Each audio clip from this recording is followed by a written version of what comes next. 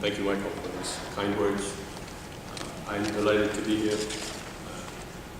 This morning when I arrived, it was rather foggy, and I thought, wow, we'll have lots of participants. But given the sun outside, I think people have probably taken themselves outside. I'm delighted to be back in Washington. I've gone to school here. It's a city I admire quite a lot.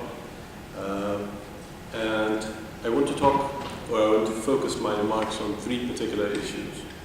First, I want to identify the threat first that Afghanistan faces.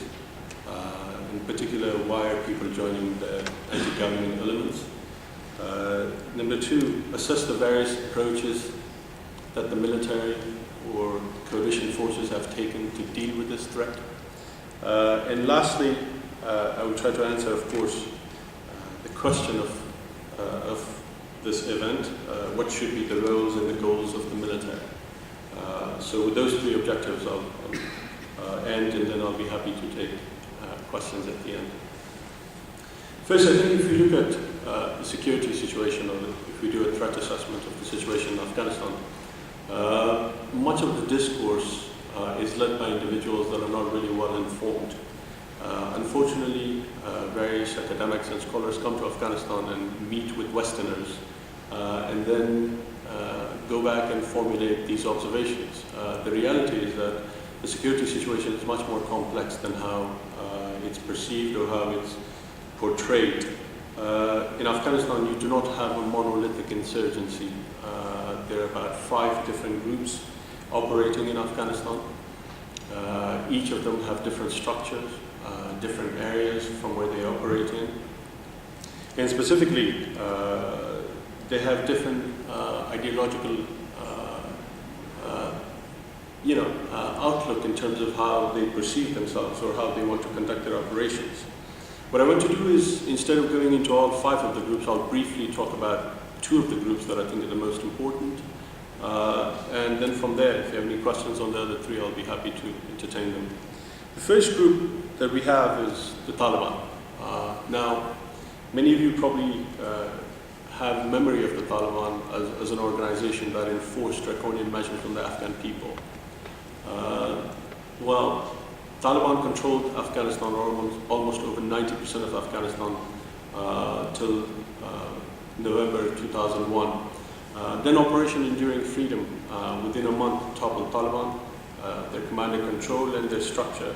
So as a consequence, they went across the border, across the Durand line to Pakistan, or they went back into their village. And from there, they started their campaign. First, they started to rearm, regroup, and they started to refinance themselves through various different activities.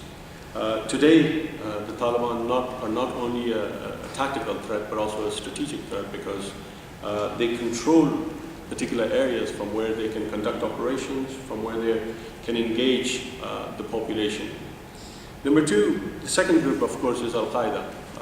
And as many of you would probably know, this year Al-Qaeda is celebrating its 20th year. It has gone from a group to a network to a movement now. And particularly since the outlook of Iraq, the dynamics have shifted. And also with the foreign fighters and with Al-Qaeda, I think the outlook has shifted, because I think Afghanistan holds a special place in their heart. It was in Afghanistan where a lot of these foreign fighters defeated the former Soviet Union. We have fighters from Central Asian countries. We have Arabs from Saudi Arabia to Syria to Iraq, now fighting in Afghanistan. And particularly the role of Al-Qaeda has really shifted, and how we analyze is that he has appointed not a fighter, but rather a facilitator, someone who was present when Al-Qaeda was established on August 11, 1988. Mustafa Abu al-Yazid, who's more of a facilitator. So his job is to recruit individuals, and at the same time receive funding and resources from his vast network throughout the Middle East, and then connect fighters to these various different groups. Thus far, what we have seen is that they're able to operate in various different provinces, while they're based out of the Fatah region, but at the same time, they're able to conduct various operations on the ground. The one interesting thing is that many of these groups are talking about global jihad.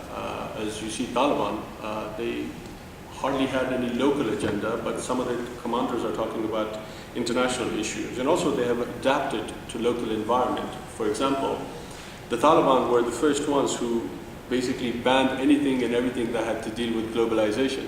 But today they're seeking the fruits of globalization by having a website which is in 5 languages and gets updated every 4 hours. I'm not sure what's the website here of the Caucus, if it gets updated every 4 hours, but I doubt it. So they're much more efficient than many organizations, including the Afghan government, the international coalitions. Also, they have lots of websites and also radio interviews constantly. Anything could happen and they constantly take the credit for it. A helicopter could go down because of bad weather or technical problem, but then they say, look, we brought it down and we killed this amount of people. So they've really improved themselves in terms of capabilities.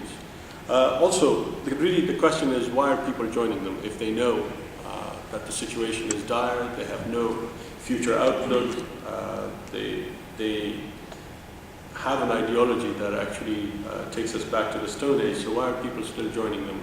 And we recently at our center did a major study, and there were 6 particular factors that were identified in terms of why people are joining these various anti-government elements. The first one was financial factors. What we realized was that the Taliban are receiving, not only the Taliban, various other groups are receiving millions of dollars through the drug trade. The UN estimates that the annual revenue from the drug trade that goes to the militant is over $100 million. That's one. And also, there's still a network throughout the Middle East that continues to fund the Taliban. And today, the Afghan government pays its civil servants and its Afghan National Army and Afghan National Police about $70 to $100. While at the same time, these groups are able to pay 2 to 3 times that. The second factor is the revenge factor. Most of you know Afghanistan is a conservative society. It is a collective society. An individual has various bonds and identities. So when you kill one person, it's not just killing one person. You're taking the goodwill of a particular community and society. We've had lots of civilian casualties. It's understandable that it's war, but at the same time, whenever you kill one person, there are bound to be casualties and consequences. Then number 3, there are madrasa factors. It is at this stage a fact that registered madrasas across the border in Pakistan, we have 16,500 madrasas. Now, not all madrasas preach ideology of hate, but there are madrasas that are preaching violence and at the same time turning individuals into suicide bombers. 4th is bad governance. There were various individuals that came into power and they isolated a particular segment of the population. And now those individuals are actually trying to come back and make sure they go through the status quo. 5th, of course, is through tribal relationships. Afghanistan is a tribal society and there are various tribes that feel isolated. And as a consequence, it's easy for the Taliban or any other group to manipulate those grievances. And lastly, of course, is the ideological battleground, which I think we're losing on various occasions. You have various individuals, leaders talking about the clash of civilization, Huntington's theory, or Bin Laden when he talks about Islam's clash against the West, how the West wants to occupy and take over the resources and everything from the Muslim land. In addition to that, we also have really